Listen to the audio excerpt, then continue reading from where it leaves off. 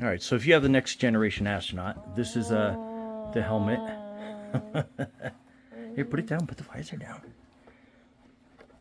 So the visor goes down. And Aiden is almost 2, so it gives you an idea of how big this is. And let me see. Let grandfather see. And it's got cool padding in the top of it and on the sides, so it's really safe and kid friendly. And he loves putting it on. Sometimes backwards.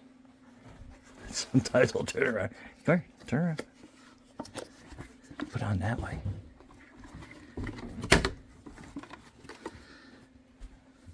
There you go. Here's my little astronaut. Anyway, Brian and Aiden from Garage Hall